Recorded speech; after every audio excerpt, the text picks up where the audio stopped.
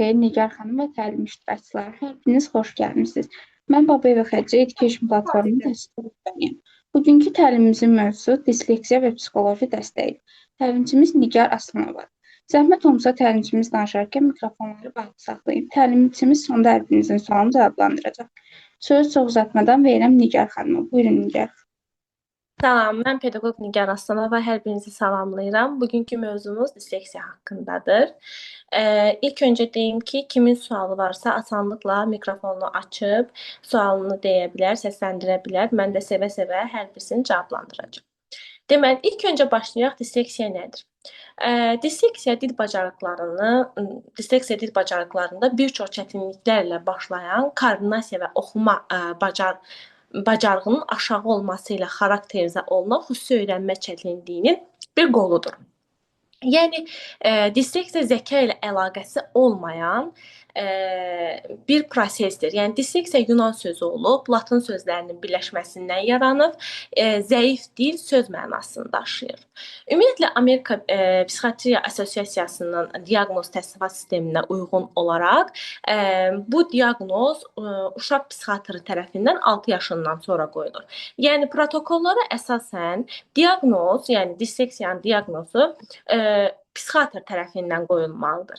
Sonra psixopedaqoqlar, psixoloqlar isə rəy bildirə bilər. Amma əsas diaqnozu protokola əsasən psixiatr qoymalıdır. Yəni bu belə deyim də bir qaydadır. Psixiatrın yəni bu diaqnozu qoymalıdır. Biz psixopedaqoqlar, psixoloqlar biz rəy bildirə bilərik. Yəni rəy yaza bilərik, amma diaqnoz qoya bilmərik. Yəni bunu demək olar ki, qatılan insanların çoxu yəqin ki bilir. Bu öyrənmə pozuntusu uzun zaman yəni araşdırılsa da termin olaraq disleksiya sözü 1887-ci ildə Rudolf Berlin tərəfindən işlənmişdir və bu günümüzə qədər də yəni gəlib çıxmışdır, belə deyək. Rudolf Berlin oxuma zamanı yaşanan yəni bütün çətinlikləri belə adlandırmışdır. Disleksiya. Ümumiyyətlə ingilis dilində deyəsi olsaq, disleksiya special learning disorder adlanır. Yəni bəzən deyirlər disorder or disease, yəni pozuntu və ya xəstəlik. Biz deyirik ki is not disease, yəni xəstəlik deyil. Yəni disleksiya bir öyrənmə pozuntusudur. Disleksiyanın belə deyək də, yəni xüsusi öyrənmə pozuntusunun 4 qola ayrılır. Disleksi, dispraksi, diskalkuli və disgrafi. Disleksi oxuma çətinliyidir, disgrafi yazı çətinliyidir, dispraksi koordinasiya problemidir, diskalkuli isə riyazi bacarıqlarda olan problemlərimizdir. Bəs belə deyək, disleksiyanın səbəbləri nədir? Disleksiyanın səbəbləri əsrlər boyu belə deyək də araşdırılır, bu günümüzə qədər də davam edir. Disleksiyanın 2 səbəbi var. Genetik faktor və sosial faktor var. Genetik faktor belə deyək də araşdırmalara görə əgər anada və ya atada disleksiya varsa, övladının da olma ehtimalı 4-6 qat daha yüksəkdir və ya 50%dir. Uşaqda disleksiya varsa, atada və ya anada olub-olmaması araşdırılır. Bu genetik faktora aiddir. Ümumiyyətlə, yəni belə deyim də, əgər məsələn mən özümdən götürüm, mən son 2-3 ildir ki bilirəm ki, mən disleksi olmuşam. Yəni disleksiyası olan bir uşaq olmuşam. İnanırsınız ki, yəni mənim anam N-A sözünü, belə deyək, hecasını oxutduranda mən anama cavab verə bilmirdim. Bizim evdə o qədər problem yaşamışıq ki, bunun üzərində mən ilk 1-ci, 2-ci sinif dönəmində belə deyim, oxuda o qədər çətinliyim olub. Nə məktəbdə müəllimlərim bunu bilməyib ki, mən disleksi olduğumu, nə də ki evdəkilər. İndi 2007-ci ildə yəni bu tip araşdırmalar hələ yox idi. Var idi, amma xaricdə. Bizdə Azərbaycanda yəni bu demək olar ki, yox idi da. Son 6-7 il ərzində, hətta 8 il ərzində daha belə deyim, bu sahə üzərində işləmişik və bu sahə üzərində bizim müəllimlərin, psixoloqların, yəni belə deyim də valideynlərin məlumatı var. Bəs deyək ki, genetik faktoru dedik və sosial faktor nədir? Sosial faktor erkən doğum və ya doğulan körpənin çəkisinin çox az olması, hamiləlik dönəmində ananın ağır dərmanlar və ya alkoqol, nikotin, narkotik tərkibli maddələrdən istifadə etməsi sosial faktora aiddir. Körpənin sağlıq keçirməsi, ağır infeksiyalara məruz qalması, gec danışma, koordinasiya problemləri, yəni disleksiyalı bir insan gec danışa bilər. Yəni bunu bir qayda olaraq yadınızda saxlayın. Yəni danışdıqdan sonra da obyektlərin adını öyrənmədə, cümlə qurmada və sözləri tələffüz etmədə çətinlik çəkə bilər. Yəni belə deyim də, beynin funksiyaları ilə əlaqələndirmə zamanı bu fikirlərə yer verilməlidir. Sonra disleksiyanın ümumiyyətlə belə deyək də, oxumaq üçün beynin fərqli hissələrindən istifadə edirik, elə deyil. Yəni disleksiyalı insanlar isə bunun üçün daha çox əziyyət çəkirlər. Yəni disleksiyalı uşaq oxuyarkən o qədər əziyyət çəkir ki, yəni fərz edin ki, belə deyim, bizim beynimizin sol yarım kürəsi oxuma üçün çox önəmlidir, bildiyimiz kimi. Dil birbaşa sol yarım kürəmizdən əlaqəlidir. Amma disleksiyalı insanlarda isə bu tam əksinədir. Yəni sol yarım kürəsindən istifadə edə bilmir disleksiyalı uşaqlar. Yəni bunun yerinə çox əmək sərf edirlər. Siz düşünün ki, oxu zamanı oxuyurlar, hərfləri, yəni hərflər onların gözündə qarışıq şəkildə görünür. Yəni məsələn bizə adi belə deyim də, biz məktəbə getdik cümləsi və yaxud da ki, mən kitab oxudum cümləsini, adi primitiv bir cümləni oxumaq üçün o qədər əziyyət çəkirlər ki, bəzən yəni ki, bunu yəni necə deyim, belə uşaqlarla, yəni disleksiyalı uşaqlarla işləyən birisi olaraq deyirəm ki, çox əziyyət çəkirlər. İnanın ki, bir hecalı sözləri, hətta hecanı belə, na, ta, ba, la hecasını belə öyrənmək üçün biz ən azı bir ay vaxt sərf edirik. Tək hecalı sözləri deyirəm. Sonra yavaş-yavaş etap-etap 2 hecalıya keçirik, 3 hecalıya keçirik, 4 hecalıya keçirik, 6 hecalı. Sonunda isə biz keçirik kitaba. Birinci kiçik-kiçik cümlələr, sonra daha böyük cümlələr, sonra isə ən sonunda kitaba keçirik ki, sadədən belə deyim də mürəkkəbə doğru gedirik. Və ən çox da bizim köməyimizə çatan bu not vərəqləri olur.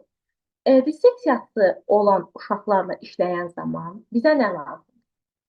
İşıqlı bir otaq, ağ vərəq, istəyir A4 olsun, istəyir not dəftər, daha doğrusu vərəq olsun və masamızın üzərisinə ağ rəngdə olsa daha məqsədə uyğundur. Bir də ki, şriftlərə fikir verməliyik. Yəni yazan zamanı biz özümüz əl yazma ilə yazırsa biraz böyük həcmli yazmalıyıq. Əgər kitabdan nə isə oxuduruqsa və yaxud da ki, seks elətdirmişiksə hər hansı bir sözləri oxutduracağımız böyük şriftli olmalıdır ki, uşaq əziyyət çəkməsin. Daha sonra gəlir disleksiyanın dərəcələri. Disleksiyanın belə deyək, 3 əsas dərəcəsi var. Yüngül dərəcə, birinci dərəcəmizdə, orta dərəcə və ağır dərəcə. Yüngül dərəcə nədir? Bu dərəcədə ilk qarşılaşdığımız şey öyrənmənin, yəni oxuma və yazmanın ilk vaxtlarında bir sıra çətinliklər olacaq. Yəni disleksiyanın əlamətləri məktəbdən öncəki dövrdə başlasa da tam olaraq məktəb dövründə özünü göstərir. Sizə bir doğru qeyd edeyim ki, bəzi mütəxəssislər məsələn deyirlər ki, uşaq hələ məktəbə qədərdir, deyirlər ki, uşağın disleksiyası var. Əsas diaqnoz 6 yaşından sonra qoyulur. Hətta uşaq məktəbə getməlidir və birinci yarımildən sonra müşahidələr əsasında disleksiyanın olmadığını daha dəqiqləşdirərək diaqnoz qoyulmalıdır psixiatr tərəfindən. Və hətta xaricdə uzun müddəti 6, 7 ay, 8 ay, 9 ay müşahidə aparırlar. Ondan sonra diaqnoz qoyurlar. Yəni elə tez diaqnoz qoymaq düzgün deyil. Yəni 5 yaşından uşağa disleksiya diaqnozunun qoyulması bir qayda olaraq səhvdir. Uşağa disleksiyanın diaqnozu 6 yaşından sonra qoyulmalıdır. Bu dərəcədə ümumiyyətlə yəni əziyyət çəkən uşaqlar bəzən məsələn səhv belə deyim də, yönləndirilir. Məsələn, 5 yaşında uşaqdır, hərfi düzgün tanımır, hələ indi tanımağa başlayır. Hələ indi məlumat var. Məsələn, A hərfindən, N hərfindən, B hərfindən. Uşaq yəni hərf tanımada çətinlik çəkir də, amma 5 yaşı var. Yəni bu əlifbaya təzə başlayıb axı. Bu normaldır. 5 yaşında bir uşağın, əlifbaya təzə başlamış bir uşağın, yəni hərf qarışdırması falan bu normaldır. Amma 6 yaşından sonra, yəni 1-ci sinifə gedirsə və 1-ci sinifin 1-ci yarım ilindədirsə, onda biz şübhələnə bilərik. Artıq biz əlifbanı bilirik, oxuya başlamışıq, amma çətinliyimiz var. Oxuya bilmirik. Onda disleksiyadan şübhələnə bilərik. Amma 5 yaşında bir uşaqda belə bir əlamətlər varsa, hərf qarışdırırsa, 5 yaşı varsa, yəni əlifbaya təzə başlayıbsa, yəni bu uşaqda disleksiya var, mən buna şübhələnirəm, biz bunu deyə bilmərik. Bir qayda olaraq, yəni ki, sizə deyim ki, səhvdir. Yəni bu disleksiyadan, yəni əziyyət çəkən şagirddə ailə və məktəbin birgə dəstəyi mütləqdir. Yəni uşaq düzgün dəstək alarsa, yəni sağlam mühitdə təhsil alarsa, bunun qarşısı alına bilər. Yəni nəzarət altında olarsa, alına bilər. Yəni burada yəni ailənin məlumatlı olması və məktəbi əvvəlcədən xəbərdar etməsi də yəni vacibdir. Müəllimlə valideyn arasında belə deyim də bir əlaqə olmalıdır. Və bəzən elə olur ki, mən görürəm, uşaqda disleksiya var, amma sinifdəki müəllimin bundan xəbəri yoxdur.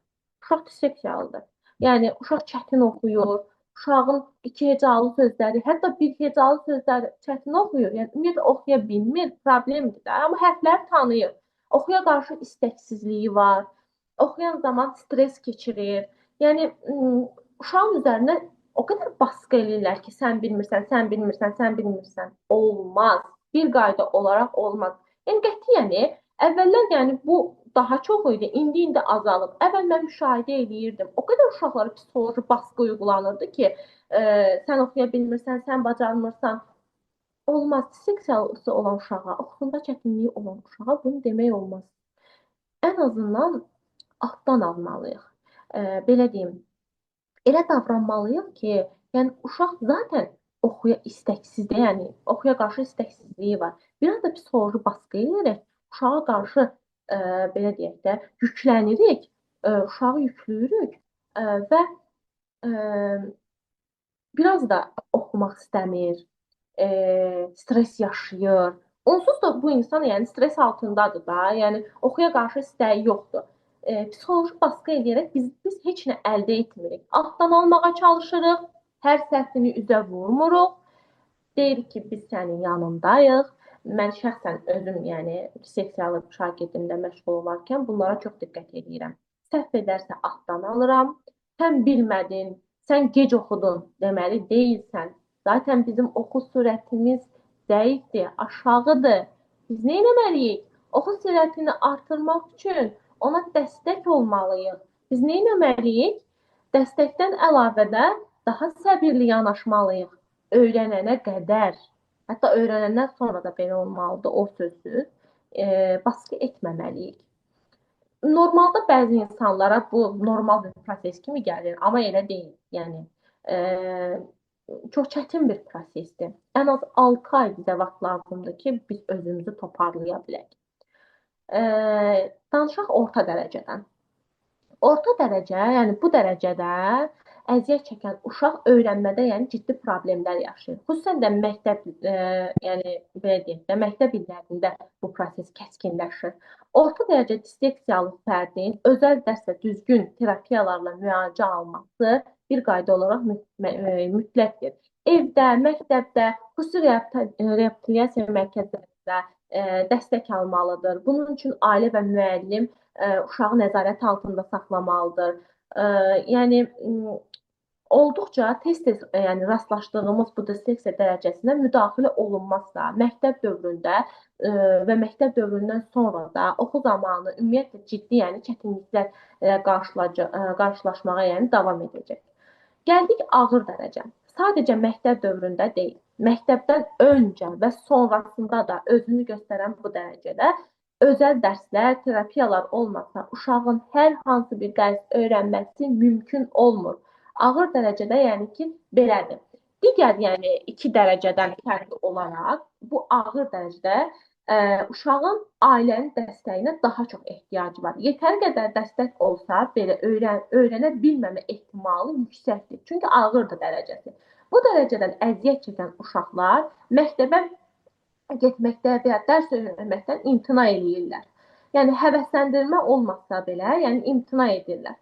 Ə, Sonra bu dərəcələr yəni bu dərəcə zamanla yəni düzəlir və düzgün müalicə ilə dəyişə bilir. Amma düzgün terapiyaya ehtiyac lazımdır. Ə, Yüngül disleksiyalı uşaqlar ailənin köməyi ilə, orta dərəcə disleksiyalı uşaqlar isə ailənin və məktəbin və xüsusi müəllimin köməyi ilə irəli gedə bilər. Ağır disleksiyalı uşaqlar isə bəzən dispanserlərdə yatmağa belə yəni məruz qalırlar. Ağır dərəcə, orta dərəcə isə yüngül dərəcə ilə əvəzlənə bilər. Ağır dərəcə, orta dərəcə isə yüngül dərəcə ilə yenə qeyd etdiyim kimi əvəzlənə bilər. Zamanında müdaxilə olunmazsa, yəni bunun əksini görə bilərik. İndi gəlin danışaq disleksiyanın nələrindən, sahələrindən. Məktəbə qədər dövrdə disleksiyanın dildəki əlamətlərini sayaq. 9 əsas əlaməti var. Onlar hansıdır? Danışmaqda gecikmə, söz ehtiyatının yaşına görə məhdud olması, uşaq kimi danışmağa davam etməsi, hərəkət bildirən sözləri qarışdırması, sözləri yanlış tələffüz etməsi, şeir, mahnı, yaddaş öyrənməkdə çətinlik çəkmək, nağıl öyrənərkən danışa bilməməsi və yaxud da ki, sizin danışdığınız nağılı dinləyərək sizə yenidən cavab verə bilməməsi, özünü ifadə etməkdə çətinlik, sonra məktəb təlimatı, məsələn, məktəbdə uşaqlarla belə sinif daxilində hər hansı bir işi görməkdən çəkinmə, mürəkkəb təlimatları istiqamət kimi, qrafik kimi, işarə kimi, fiqur kimi yadında saxlamaqda məsələn çətinlik çəkmək, obyektlərin adlarını deməkdə çətinlik çəkməsi. Sonra məktəbə qədər dövrdə disleksiyalı uşaqlarda qavrama və anlama dayanan çətinliklər nədir? Rəngləri, sayları, fiqurları yadda saxlamaqda, öyrənməkdə çətinlik çəkmək. Sonra oxşarlıq və fərqlilik qavramlarında çətinlik çəkmək, ardıcıllıq etməkdə çətinlik çəkmək, zaman anlayışlarını bilməkdə çətinlik çəkirlər, yön, qavram öyrənməkdə çətinlik çəkirlər, məkan qavramlarını öyrənməkdə məsələn çətinlik çəkirlər. Bundan başqa hansı daha problemlər, 7 əsas problem vardı bu sahədə. Sonra məktəbə qədər dövrdə motor koordinasiya sahəsində, yəni motor koordinasiya sahəsində disleksiya əlamətləri var. Uzun müddət barmaqlar üzərində yerimək və motor koordinasiya sahəsinə aiddir disleksiya əlamətlərində. Qələmi düzgün tuta bilmir. Motor bacarıqlarında problemin olması ilə əlaqəlidir. Baxaraq rəsmləri düzgün çəkməmək, ritmə uyğun hərəkət etməmək, velosiped sürməyi öyrənə bilməmək. Hətta mənim bir şagirdim var. Fərz edin ki, uşaq disleksiyadır. Anada da koordinasiya problemi var. O genetik faktorları saydım ha sizə. Anada da koordinasiya problemləri var. Anada velosiped sürə bilmir. Sağ-sol qavramlarını anada qarışdırır, uşaqda qarışdırır. Ümumiyyətlə uşağın zaten disleksiya problemi var. Yəni belə konsultasiya zamanı yəni hiss olundu ki, anada da var da. Yəni burada genetik faktor özünü göstərir. Sonra yetəri qədər sürətli qaça bilməmə, 5 yaşından sonra hər iki əlini istifadə etməyə davam etmək, əl, göz, ayaqda çarpaz dominantlıq. Sonra uzun müddət dedim barmaqlar üzərində hərəkət etmək. Deməli burada 9 əsas səbəbimiz vardı. Onların hamısını da saydım. Sonra məktəbə qədər dövrdə yaddaş, diqqət sahəsindəki disleksiya əlamətlərimiz nələrdir? 7 əsas əlamətimiz var. Hansılardır? Eşitdiklərini və gördüklərini xatırlamaqda çətinlik çəkmək. Disleksiya olan uşaqlarda bu var ha. Eşitdiklərini, gördüklərini xatırlamaqda çətinlik çəkirlər. Yoldaşların adlarını öyrənməkdə çətinlik çəkirlər. Sonra diqqətini toplamaqda və davam etməkdə çətinlik çəkirlər. Bu diqqət məsələsi, diqqət dağınıqlığı belə ən çox yaşadığımız problemlərdən biridir. Yəni əsas özəyimiz belə deyim də. Məsələn, disleksiyası olan uşaqda diqqət dağınıqlığı var. Hətta elə iki şagirdim var, disleksiyadır məsələn, diqqət dağınıqlığına görə deyirəm mən. Həmin o disleksiyası olan şagirdlərimin ikisində var. Diqqət dağınıqlığı var. Sonra tez bezmək, sıxılmaq var. Məsələn, bir işi yerinə yetirmirlər, axırına qədər getmirlər o işin. Tez sıxılırlar, bezirlər. Daha çox öz-özlərinə oynamağı daha çox sevirlər. Gündəlik iş vaxtında və ya ardıcıllıq etməkdə çətinlik çəkirlər. Sonra qaydalar tətbiq olunan fəaliyyətlərdə, oyundur, tapşırıqdır, xoşlamırlar. Sonra yoldaşların adlarını dedim, eşitdiklərini dedim, onu da saymışam. Belə 9 əsas səbəbimiz budur ki, yaddaş və diqqət sahəsindəki disleksiya əlamətləri. Sonra gəldim nə? Məktəbə qədər dövrdə, yəni məktəb dövründə sosial sahədə disleksiya əlamətləri. Hansı ki, dedim, sosial təsirlər var ilk başlanğıcda, təlim ilk başlanğıcında. Nədir? Özünü düzgün ifadə edə bilmədiyi üçün ailə daxilində və yaşıdları arasında əlaqələrdə problem yaşamaq. Bax, budur. İkinci əsas səbəbimiz nədir sizcə? Özünü uğursuz və bacarıqsız hiss etmək. Mən bunu vurğuladım. Uşaq oxuya bilmir deyə özünü uğursuz və bacarıqsız hiss edir. Hələ, hətta ailədə valideynin buna təsiri varsa, ümumiyyətlə özünü o qədər dibdə hiss edir ki, heç nə bacarmamış kimi. Böyük bir problemdir bu. Sən özünü bacarıqsız hiss edirsən. Özgüvənini itirmək. Bax, bu da böyük bir problemdir. Özgüvənsiz yanaşır hər şeyə. Bu məsələn, keçən seansların birisindən danışıram, nümunə çəkirəm sizə. Mən hansı sözü, biz PQ hərflərini qarışdırırdıq. Deməli, bu zaman papaq sözüydü, qapaq sözüydü, bu sözlər idi. Deməli, vermişəm ki, uşağa belə not tərəfində yazdım. Bu bizim olmazsa olmazımızdır. Hətta evdə bir anbar var. Seanslara gedəndə də əlində olur. Uşağın evində də olur. Deməli, necə oldu? Papaqla qapaq sözünü oxuya bilmir. Biz eynən əhərini belə deyək də korreksiya etmişik, bıdını korreksiya etmişik, yığını korreksiya etmişik. İndi qalmışıq pıqıda. Başladı müəllimə, mən oxuya bilmirəm, alınmır, stressə düşməyə başladı. Çünki niyə alınmır? Əgər istəsən, gözəl də alınar. İndi mən ən sonda hansı metodu uyguladım deyə, göstərdim deyə sizinlə onu paylaşacağım. Hələ ki, bu yadımdadır bu hissə. Paylaşacağım. İndi ardını davam elətdirim. Harda qalmışdımsa, sizə bir neçə metodda, yəni belə yazılı şəkildə, nə sürətində göstərərək davam edəcəm. 3 saydım özgüvənini itirmək. 4 məhdud maraq sahəsində vaxt keçirmək. 5 üz ifadələri, jest və mimikaları anlamamaq. 6 qaydaları unutmaq. 7 qrup oyunlarını davam etdirməmək və ya təcrid olunmaq. 8 bayaq vurğulamışdım, tək başına oynamağı üstün tutur. 9 yaşıdlarına nisbətən daha uşaq kimi və həssas və narahat olmaq. Daha uşaq kimi davranırlar. Yaşlılarına nisbət. Sonra ibtidai məktəb dövründə oxuda disleksiya əlamətlərindən danışaq indi. Danışdıqlarım indiyənə qədər məktəbə qədər dövründə idi, hardasa. Yəni, məktəbə qədər dövr və məktəbə qədərdən sonraki dövrləri danışmışdım. İndi əsas gəlmişik özəyə çatmışıq. Hansı ki, dedim, ibtidai sinifə başlayır, birinci sinifdir. Artıq əlifbanı keçib qutarım, amma yenə də problemlər var. Davam edir. Hansıdır? 5 əsas problemdir. Çalışmasına baxmayaraq hərfləri öyrənməkdə çətinlik çəkir. Vurğuladığımı bayaq vurğulamışam. Yetərincə məşğul olmasına baxmayaraq hərfləri tanımaqda çətinlik çəkir. Yetərincə çalışmasına baxmayaraq oxumaqda və yazmaqda çətinlik çəkir.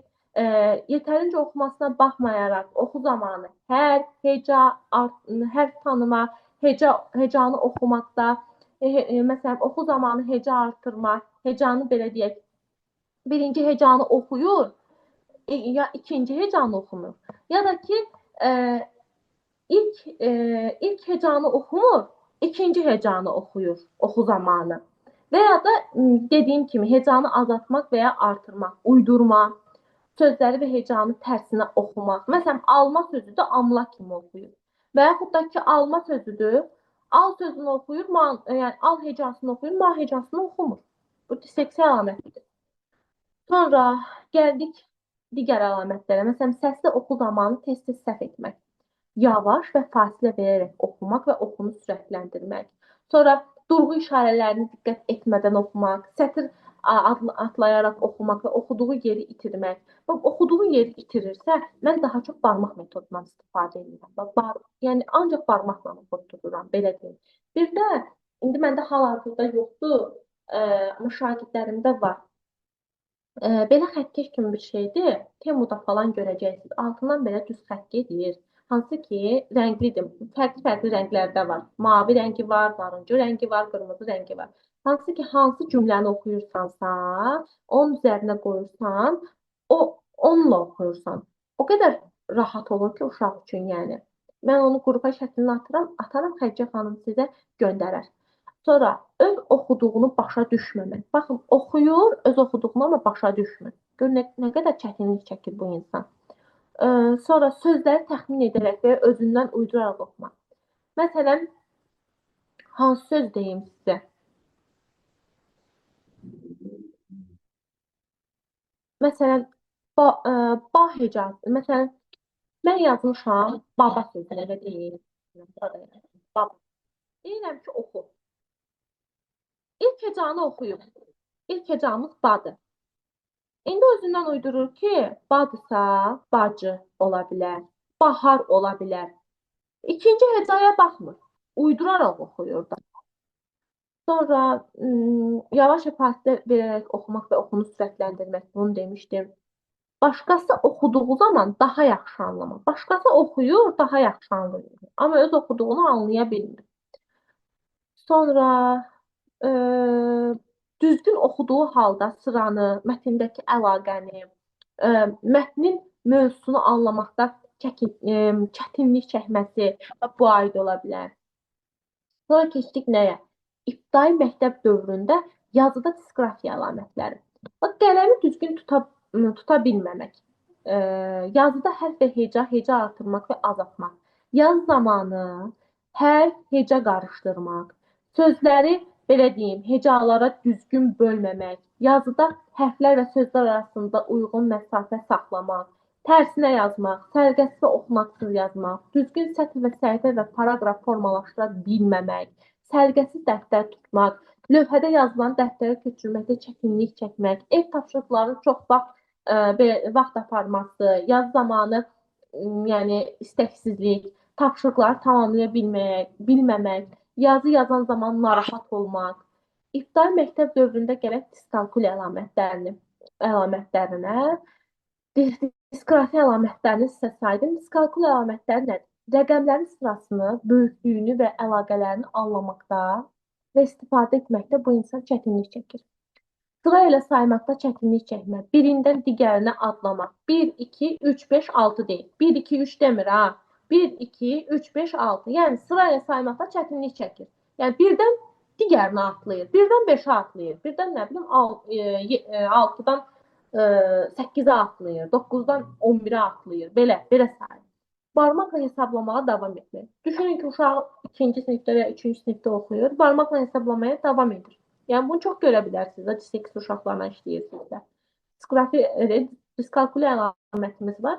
Barmaqla hesablamaya davam edir. Uzun müddətli davam edir və hətta 2-ci sinifdə oxuyur.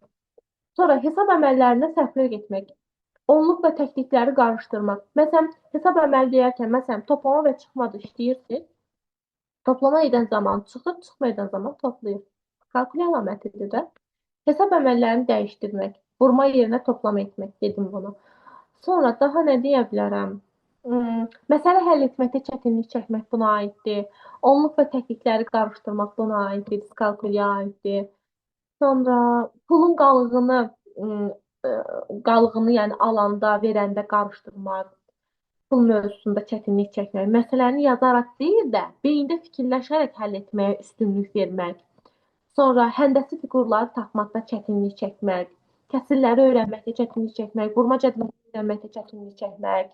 Yəni bunlar aiddir.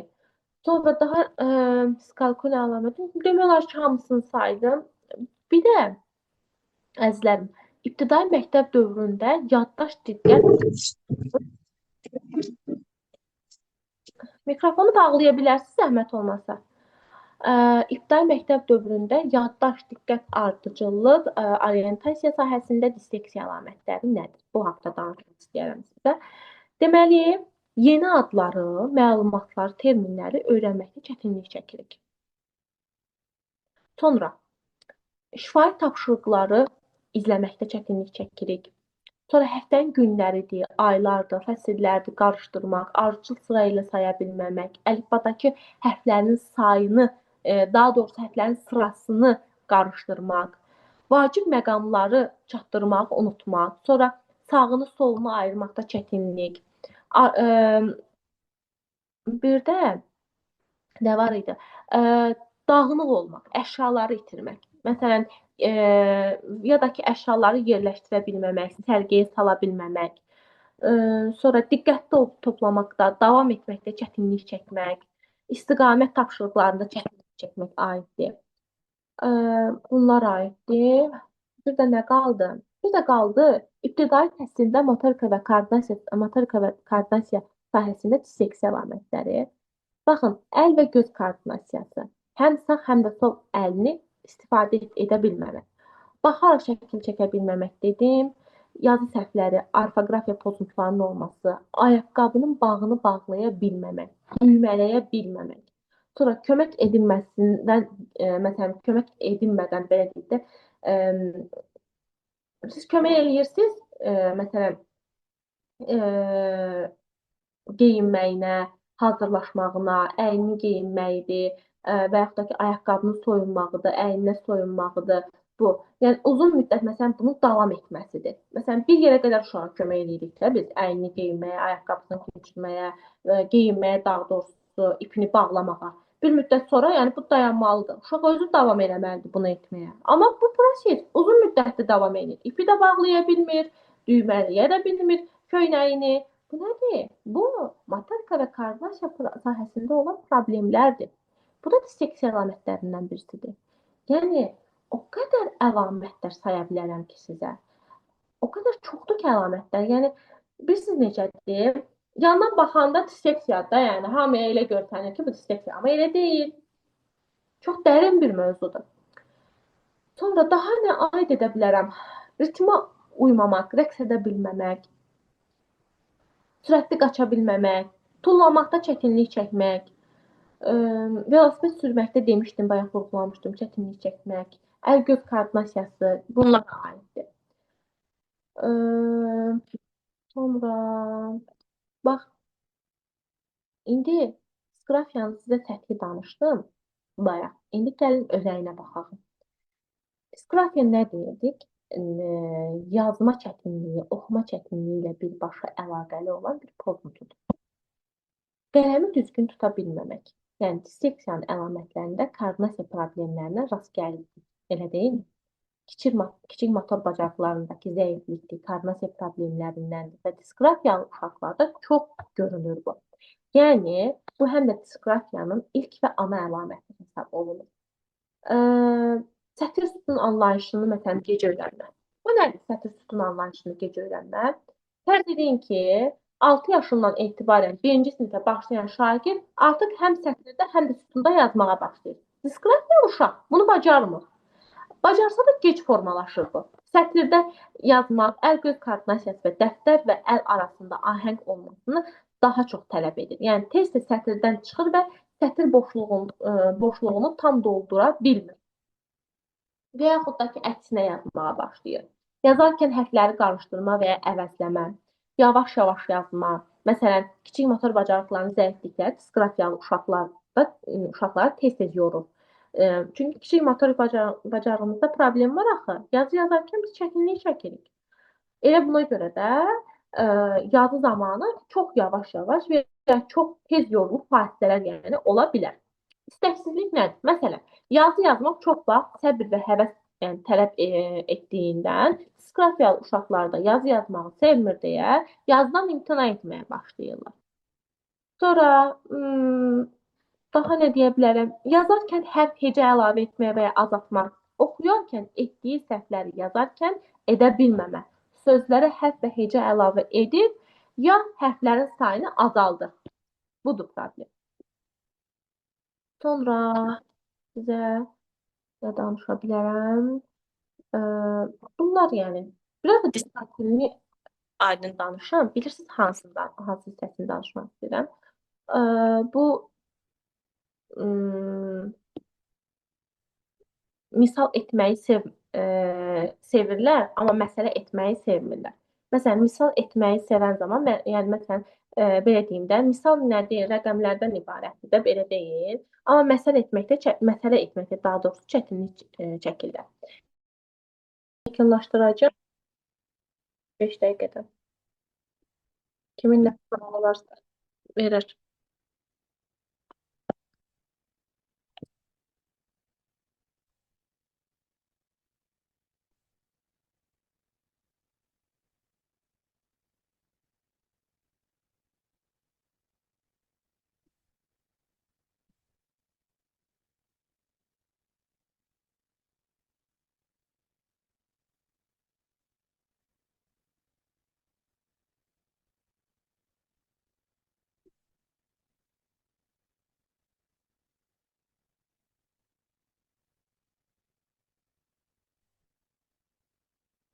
Qoşuldu hər kəs.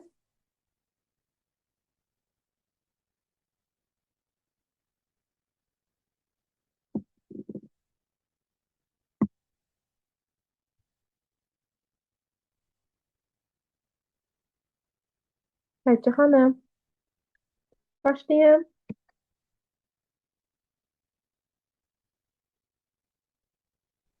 Buyurun, başlaya bilərsiniz. Deməli, nədən danışmadım mən? Disleksiyası olan yəni uşaqlara nə etməliyik? Sağlam mühitdə dərs keçməliyik. Yəni, daha doğrusu sağlam mühitdə dərs keçin.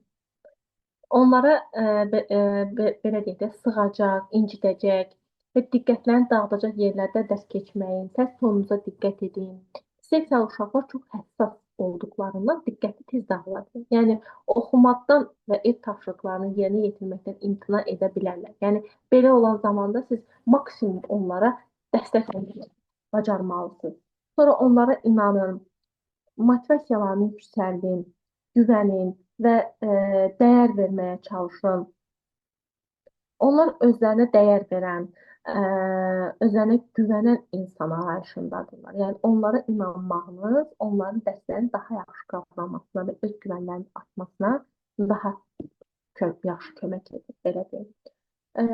Onlara zaman verin, fikirlərini belə deyim də, ifadə etmələrinə yardımcı olun, dinləmə bacarıqlarını artırın. Məsələn, oxuya bilərsən, bacararsan, motivasiya verin, belə edin. Və onlara zaman verin. Nə kimi? Məsələn, disleksiyanın ana əlamətlərindən biri olan ləngilik sıxca görünməkdədir. Yəni, sıxca görülür zaten. Ləng oxuma, ləng yazma, ləng hesablama, hətta ləng hərəkətə belə rast gəlir. İstər evdə, istərsə də məktəbdə uşağın hər hansı fəaliyyətində onu tələb etmək yol verilməzdir. Yəni, uşağın sadəcə zamana ehtiyacı var, belə deyim, disleksiyalı uşağın. Yaşlıları kimi sürətlə işləyə bilmədiklərini qəbul etməli və buna görə də onları sıxışdırmamalısınız, əlavə gərginlik yaratmamalısınız, ona görə də onları başa düşməlisiniz. Sonra bir də mən nəyi vurğulamaq istəyirəm? Disleksiya haqqında ən əsas bilməli olduğu şeylərdən birisi nədir? Əsas özək budur. Disleksiya bir xəstəlik deyil. Yəni, körpəlikdən əlamətləri görünən və məktəb dövründə üzə çıxan bu problem uşaqlarda çox görülsə də, yəni xəstəlik kimi qəbul olunmamalıdır. Yəni, bu bir xəstəlik yox, öyrənmə ilə əlaqəli yaşlılar arasındakı fərqlilikdir.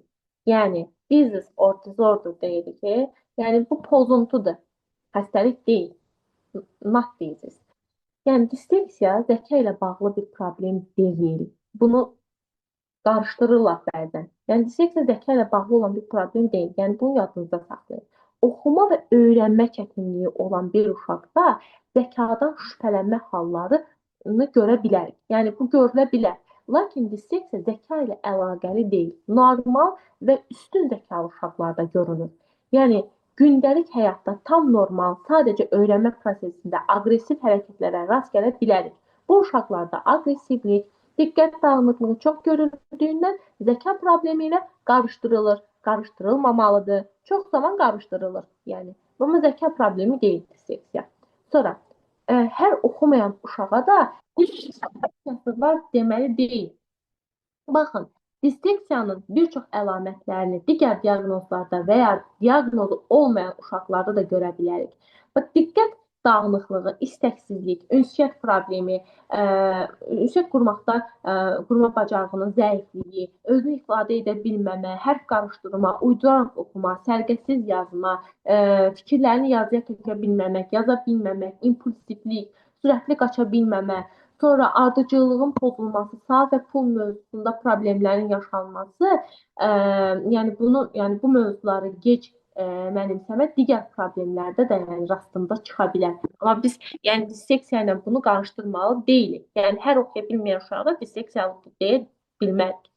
Disleksiya ümumiyyətlə oxu ilə gələn bir problem deyil. Yəni disleksiyanın tarixinə nəzər salsaq, görərik ki, dərin bir tarixə malikdir. Yəni məktəb öncəsindən başlayan disleksiya məktəb dövründə oxumada, yazmada və hesablamada özünü göstərir. Yəni oxuma sonrakı mərhələdir. Əvvəldən də dediyimiz kimi disleksiya danışmanın gecikməsi ilə başlayan bir çətinlikdir. Oxumadan öncə danışma gəlir. Danışmanın yaranması, daha doğrusu gecikməsi ilə başlayan bir çətinlikdir. Yəni disleksiya diaqnozu dediyim kimi 6 yaşdan sonra təsdiqlənir.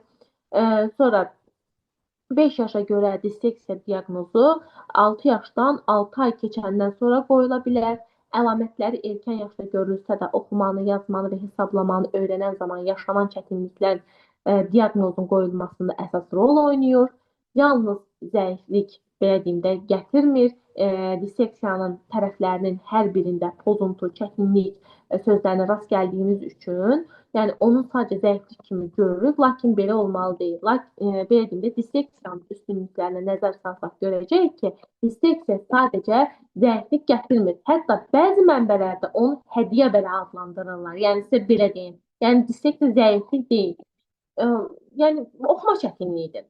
Məktəb və ailə birlikdə hərəkət etməlidir. Bunu deyim. Son olaraq bunu da vurğulayım. Kimin sualı varsa verə bilər. Disleksiyanın belə deyim də ailə, bağça müəllimi, məktəb, yəni bunlar sıx əlaqədə olmalıdırlar. Ailə etməlidir, çətinlik çəkdiyini anlamalı. Başqaları ilə müqayisə etməməlidir. Ən çox görünən problemlərdən birisi bu da. Başqaları ilə valideynlər çox müqayisə edirsiniz. Burada yəqin ki, valideynlər də var da, yəni müəllimlər, valideynlər çox müqayisə edirsiniz övladlarınızı. Etməyin. Yəni zaten uşaq anladığı qədərini sizə qaytarır, geri verir. İstəyir müəllim olsun, istəyir valideyn olsun. Uşağı dərs oxutduran zaman çox sıxır. Ola bilər, yəni bir var uşaq bilir də oxumur. Bir də var ki, bəzi problemlər var. Bir sıra problemlər var, məsələn, disleksiya kimi, öyrənmə çətinliyi kimi. O digər problemlər də ola bilər, digər diaqnozlar da ola bilər, zəka geriliyidir, öyrənmə pozuntusudur, sonra ləngimədir, bunlar ola bilər. Amma bu diaqnozların olduğu uşaqlarda da bu olunmamalıdır. Yəni uşaq zaten bu uşaqlar fərqindəliyi olan uşaqlara da aiddir. Anladığını qədərini bizə qaytarır da, ondan artığını bu uşaq edə bilmir. Neynəsin? Neynəsin? Sən istəyə bilərsən, sən üstə düşə bilərsən, psixoloji basıb göstərə bilərsən. Neynəsin? Uşaq bilmir axı. Sən neynəməlisən? Uşaq bilmirsən. Basıb göstərməli deyilsən. Sonra çətinlik çəkdiyini yəni anlamalıyıq. Sonra yəni başqaları müqayisə etməməliyik. Bunu dedim sizə. Daha nə qaldı? Məsələn, dərslərini hazırlayan zaman üzərinə çox getməməlisiniz. Diqqətini toplaması üçün ona kömək etməlisiniz. Səviyyəsinə uyğun çalışmalar verməlisiniz. Bəzən bu uşaqda problem var. Mən görürəm. Baxın, uşağın səviyyəsinə uyğun olmayan çalışmalardır da, belə deyim. Müəllim tələb edir ki, onu etsin. Edə bilmir axı uşaq. onun səviyyəsinə uyğun çalışmalıdır. Çünki bu uşaq fərqindəliyi var. Statistikası olsun, digər fərqindəliyi olan uşaqlar olsun, hansı ki vurğuladım, zəka geriliyi, öyrənmə çətinliyi, psixik inkişaf ləngiməsi və s. Bəzi uşaqlar var ki, atipikdir. Məsələn, müəllim tələb edir ki, görmüşəm ki, plan tapşırıqları işləsin, niyə işləyə bilmir? Qurban olum, bu fərqindəliyi olan uşaq deyil. Yəni, bu bunu işləyə bilməz. Sən onun səviyyəsinə uyğun çalışma hazırlamalısan. Bütün sinifdəki uşaqlardan bu uşaq fərqlidir. Özəl, xüsusi yanaşmaq lazımdır bunu. Bir sözlə, mən həmişə deyirəm, insan insanın çarəsidir. Əgər birlik olub dəstək olsa, valideyn, müəllim əməkdaşlığı olsa və xüsusi terapiyalar alsa uşaq, bunun öhdəsindən gələ bilər. Belə, kimin nə sualı varsa versin, mən də belə deyim də cavablandırım. Axşamınız xeyirli olsun. Çox sağ Axşam olun. Demək deyirsiniz ki, müəllimə xüsusi materiallar hazırlamalıdır həmin uşağa. Mən müəlliməyəm, məsələn, mənim sinifimdə 20-25 uşaq var. Mən o uşağa necə xüsusi tapşırıq hazırlayım? Mən müəllimlikdən əsər evdə olan vaxtımı da artıq o materiallara sərf etməliyəm. Belə pis mənada demirəm, yəni ümumi məlumat almaq istəyirəm. Mən elə gəlir ki, o uşaqlar üçün xüsusi müəllim olmalıdır. funksiyası olan uşaq üçün xüsusi müəllim olmağına ehtiyac yoxdur. Terapiyaya gedir. Mənim kimi psixopedaqoqun yanına gəlir, pedaqoqların yanına gedir. Uşaq gedər. Hamısı gəlmir axı. Necə? Hamısı gəlmir ki, mən kətdiyəm, məsələn, bizə problemli uşaq heç bir terapiyaya getmir. Sizin sinifinizdəki uşağın diaqnozunu siz bilirsiniz. Disleksiyası Mənim var. sinifimdə uşağa, inan, ailə elə yanaşır ki, sanki ən ağıl uşaq budur. Heç bu Yox. uşaqda qəti problem yoxdur. Mən Gülşən müəllimə, mən bunu demirəm. Bax, mən qulaq asın. Mən demək istədiyim budur ki, həmin uşaqda diaqnoz nədir? Diaqnoz qoyulmur, həkimə aparmıyorlar. Dəqiq diaqnoz qoyun. Nə kimi problemlər var məsələn? O uşaq əqli geriliyi var. Əqli Sonra geriliyi deyil. Əqli geriliyi var, disleksi deyil də. Əqli gerilik var deyirsən. Bu anda disleksi deyil. başqa elə onun yəni sinifdə 3 dənə şagirdə problem var. Biri var, bu uşaq lap əqli geriliyi var, sinifdə dərs pozmağa çalışır. Yəni özü də bilmədi. Olunmalıdır. Səviyyəsinə uyğun. Məsələn, bu uşaq oxuya bilirmi? Belə deyim. Gəlin başlayaq. Oxuya bilirmi? Yox, oxuya bilmir tam. Amma biri Mükəmməl. qohum var, eyni sinifdəyik. Oxuya bilmir tam. Bu Hə, uşaq yəni bir dəqiq səsi bağlayın. Necə? Eşitmədim səsini. bu uşaq toplama, çıxma, hesab əməllərini bilirmi? Yox, ümumiyyətlə dərs barədə demək olar bilmir. Bu uşaq onda dərs barədə heç nə bilmirsə, nitq ləngiməsi var, danışa bilirmi? Danışır, qəşəng öz fikirlərini ifadə edir, özünə sərf edən hər şeyi qəşəng deyir. Aparsınlar yoxlanışa, konsultasiyadan keçsin, diaqnoz qoyulsun. Yəni hal-hazırda diaqnozu qoyulmayan bir uşağa mən burada heç nə deyə bilmərəm, rəy verə bilmərəm. Bayaq da qeyd elədim ki, diaqnozu psixiatr qoymalıdır, rəy psixopedaqoqlar, psixoloqlar verməlidir. Yəni mən hal-hazırda ona aid heç nə deyə bilmərəm. Mən buradan baxıb nə deyim? Mən bilmirəm uşaq. Yox, mən dediyim odur ki, dediyiniz şeyi heç onu demirəm. Yəni sinifdə 3 dənə uşaq var. Ən ağırı budur. Bundan biraz yüngülü var. Dərsdə biraz ağzını açır, qulaq asır. Söz deyəndə gözünü döyür, belə çoxlu. Sonra məsələn sinifdən icazə alıb çıxırsa, uşağa bir gözün uşağa zilləyir, həmin uşaq baxa-baxa qapıdan çıxır. Və uşaq sırf özünü biraz fərqli aparır da. Və ona da diaqnoz qoyulmayıb. Hətta özüm də valideynə dedim ki, yəni uşağınızı yoxladın. Uşaq normal, qəşəng, yaraşıqlı oğlandır. Yəni oxumasında toplama çıxması da yaxşıdır. Ana dilindən oxuması biraz zəifdir. Amma riyaziyyatı qəşəng gedir. Sadəcə valideynlər apardılar, heç nə. Sadəcə nə dedilər? Belə bir sadə bir şey dedilər ki, uşaqda biraz problem var. Problemin adını demədilər heç. Mən də ora müvəqqəti müəllimə gəlmişəm deyə tam hər şeydə dərindən getmək istəmirəm da, belə pis çıxmasını. Çünki artıq mən onu deyəndə ikinci yarımilliyin axırı idi. Direktorla yaddan məsləhətləşib dedik. Amma hə, uşaqda əməli başda hiss olunur da. Məsələn, uşaq özün sanki 3-4 yaşı var. Mən məktəbə oyuncaq yığıb gətirirdi. Sonra qırılan qələmlərin, qırılan keçən ilki karandaşların atmır. Hamısını belə bir topa yığır, gətirir məktəbə. Bəzən də əsəbləşirdim. Deyirdim, bunları niyə daşıyırsan? Belin əyilir, əyilir artıq sumka. Soğuk, soğuk. Psikiyatr. Önce psikiyatrın yanına gelip diagnoz koyulmalıdır. Sonra terapiyalara gitmelidir. Ondan sonra da işlenilmelidir bu uşaqlar. İndi mənim deməyim odur ki, zaten mən o sinifə təhvil vermişəm artıq. Mən müvəqqəti idim. Hə. Heç xoş Bir də deyil. mən İstəyirəm bu uşaqların məşğul olunsun. Hə, buyurun. baxın, səviyyəsinə uyğun hazırlamaq əslində çətin bir şey deyil Gülşən müəllimə. Nə mənada deyirəm? Bilirəm, sinifdə 26-25 uşaq var. Mən də fərqindəliyi olan uşaqlarla işləyən bir müəlliməm, belə deyim. Hal-hazırda əlimizin altında hər şey var. ChatGPT varmı? Əl etsin. Kimin telefonda ChatGPT var? Var. Qruplar varmı? WhatsApp gündəlik həyatımızda istifadə etdiyimiz bir şeydir də, proqramdır da, belə deyim. O qədər mən qrupda varam. Baxın, özü uşağın səviyyəsinə görə atırlar ha. Çox qrup var WhatsAppda. Hal-hazırda Allah canını sağ eləsin bizi düşünən pedaqoqların, bütün pedaqoqların, ümumiyyətlə bütün hər kəsin. Baxın, onlar qrup yaradırlar, həmin qruplara bizi əlavə edirlər. Bəlkə sizlər də varsınız. Səviyyəsinə uyğun şəkildə. Lap bu uşaq birinci sinifdən də az səviyyədədir. Verin testi yazsın. Mən sizi başa düşürəm. Məktəbdə var summativ qiymətləndirmə, kiçik summativ qiymətləndirmə falan. Siz bunları da onun səviyyəsinə uyğun olaraq hazırlaya bilmirsiniz. Yəni bu barədə bu söhbətə ümumiyyətlə girişmək istəmirəm. Sadəcə olaraq, yəni o barədə sizi başa düşürəm.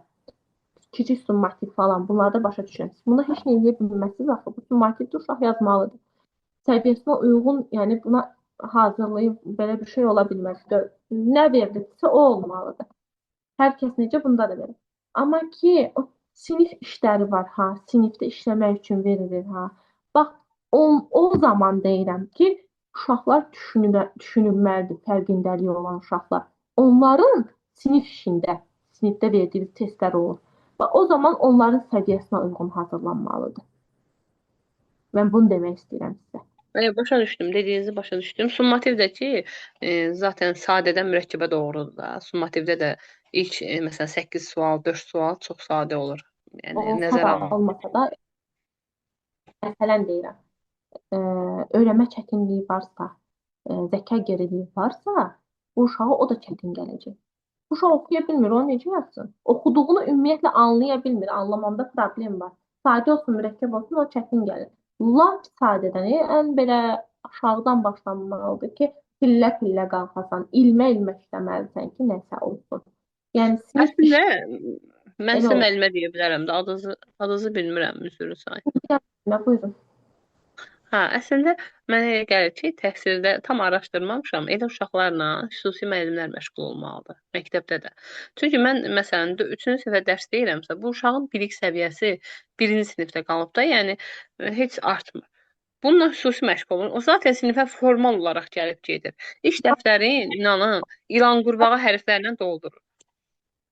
Diaqnoz qoyulursa, zaten xüsusi məşğul olmalıdır bu bir. İkincisi, ya kölgə müəllim olmalıdır, ya da inklüzivdə oxumalıdır. Başa düşürsünüz, belə olmalıdır. Amma sizin sinifdəki uşaqlara ya diaqnoz qoyulmayıb, ya valideyn heç nə demir. Diaqnoz bəlli deyil, heç nə bəlli deyil. Təbii ki də buna heç nə oluna bilməz. İnanın, bu elə mühitlər var ki, kənd yerində. Mən ona uşağında problem var, apar bunu yoxlat da. Yəni pis mənada demirəm, ha, özü də o qədər xoş deyirəm. İndi biraz hələ imtahana hazırlaşıram, danışığım sərtləşib. Yəni onu deməyə çəkinirəm ki, valideyn elə statuslar qoyur ki, ağıllı oğlum, belə uşağı qoyur, altına elə sözlər yazır.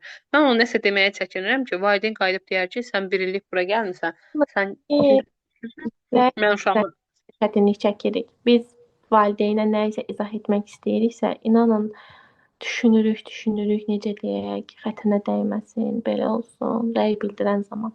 Baxın. Yəni çox çətindir. Mən sizi başa düşə bilirəm. Yəni onun valideynə demək çətindir. Ona görə də əziz valideynlər, yəni burada nə qədər valideyn var, bilmirəm kimlər valideyndir. Çox diqqətli olun. Əgər uşağınızda fərqli nəsə varsa, bunun üzərinə tez düşün. Çünki sonradan gec olur. Uşağa da çətin olur, sizə də çətin olur. və hətta siz terapiyaya aparırsınız. Apardığınız zaman bir həftə ərzində bəzən nəticə istəyirsiniz. Yəni biz qeyd edirik ki, 6 ay müddətində nəticə verə bilərik ya da 4 ay müddətində məsələn. Yəni valideyn elə tez nəticə alınmasını istəyir. Yəni əgər gecikmişiksə səbirlə davranmağı bacarmalıyıq. Burada bir nəfər yazıb ki, deməli, ibtidai sinif müəllimlərinə bunu bilmək şərtdir. Əgər bu hal yaşanırsa, müəllim pedaqoqa yönəlməli, yoxsa psixoloqa, disleksiyalı uşaq tam düzəlirmi? Disleksiyalı uşaq bəli, düzəlir. Müəyyən qədər, yəni üzərində işlədikcə düzəlir.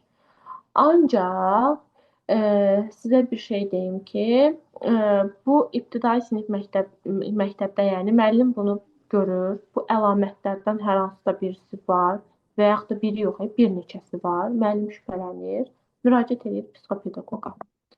Psixopedaqoqa müraciət edə bilər, psixiatra müraciət etməlidir. İlk öncə psixiatra bildirməlidir, çünki diaqnozu psixiatr qoyur. Sonra psixiatr da yönləndirəcək psixopedaqoqa ki, terapiya versin. Belə olmalıdır. Bu qədər. Biz ilk olaraq bunu məktəb psixoloquna bildirə bilirik də. Məktəb psixoloquna bildirə bilirsiniz, amma məktəb psixoloqu sizə nə deyəcək ki? Məktəb Mən bu psixoloqların tərbiyəsinə falan, yəni belə baxıram. Məktəb psixoloq ayrıdır. Psixoloq o xüsusi uşaqlarla işləyən psixoloq ayrıdır da. Yəni müəyyən qədər siz ki deyə bilərsiniz, amma yenə də psixiatr və digər öyrənmə çətinliyi olan uşaqlarla işləyən, atipik, autizm uşaqlarla, zəka geriliyi olan uşaqlarla işləyən o mütəxəssislər var, psixoloqlar. Onlara bildirməlisiniz. Amma psixoloq yəni diaqnoz qoya bilməyəcək. Birbaşa psixiatr baxmalıdır. İlk diaqnozu psixiatr qoymalıdır. Belə olmalıdır. Bildim. Əslində uşağı məktəbə qəbul edəndə diaqnozunu düzgün qoyub götürsələr daha gözəl. Valla burada uşaqlar komissiyadan keçir, yəni bizdə dərs edən uşaqlar falan komissiyadan keçirlər, ondan sonra yəni belədir. Mən kənd məktəbi Siz harda Bakıdasınız? Hə, hal-hazırda bəli Bakıda. Amma rayonda bilirsiniz nədir? 15 manatdan elektrik söhbəti həll edirlər. Hə, indi o məsələləri yenə deyirəm, mən bilmirəm, qarışmıram necədir.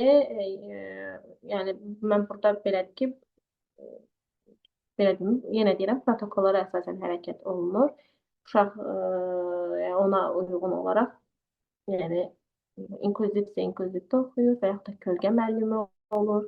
O başqa adi sinifin içərisində də oxuyur. Elə daha yaxşıdır. İnanın ki, bu söhbətdə də əziyyət çəkən biz müəllimlər oluruq. Həmçində həmən valideynlər də düzgün diaqnoz almırlar deyə sonradan gec olur uşaqları üçün. Valideyn və müəllim bir-birini başa düşməli və problem həll olunmalıdır. Belə. Bizim Təhsil Nazirliyimiz, Səhiyyə Nazirliyimiz, çox gözəl fürsətlərimiz var, çox gözəl şəraitimiz var. Bizə geniş imkanlar Türklər demişkən sunub, özdə qızıl tepsidə, yəni biz bunları dəyərləndirməliyik. Yəni hal-hazırda nəyisə öyrənmək o qədər də çətin deyil. YouTube açırsan, baxırsan, biraz məlumatın yoxdur, digər informasiya vasitələrindən istifadə edirsən. Yəni inanın ki, o qədər bizim əlimizdə o qədər gözəl şəraitimiz var. Yəni Nazirliyimiz o qədər gözəl şəraitlər yaradıb ki, bizim üçün. Sadəcə biz bundan istifadə etməyi bacarmalıyıq. Bu qədər. Həcə xanım, başqa kiminsə sözü var? Mən yekunlaşdırmaq istəyirəm artıq. Ondan sonra dərsə qoşulmalıyam. Başqa bir dərsim var onun üçün. Xeyr, yoxdur. İstəyirsə yekunlaşdıraq. Aha, yekunlaşdırdım. Buyurun. Bir dəqiqə müəllimə. Mən üzr istəyirəm. Mən həmən şagirdlərimi sizə yönəldə bilərəm. Diaqnoz qoymaq. Valideyn mənə yox, deməli siz mənə yazın WhatsApp-da Xədicə xanımdan nömrəmi götürün. Əgər konsultasiya edərəm, mən sizə deyərəm, yönləndirmə edərəm, narahat olmayın. Yaxşı. Çox sağ olun. Onlayn edə bilərsiniz. Bəli, bildim. Xədicə xanım, Instagram səhifəmdə atarsınız, yönləndirərsiniz, zəhmət olmasa. Belə. İştirak edən hər kəsə təşəkkür edirik. Nigar xanım, sizə də təşəkkür edirik. Dəvətimizi qəbul edərək gəldiyiniz üçün çox sağ olun. Gecəniz xeyrə qalsın. Çox sağ olun, var olun.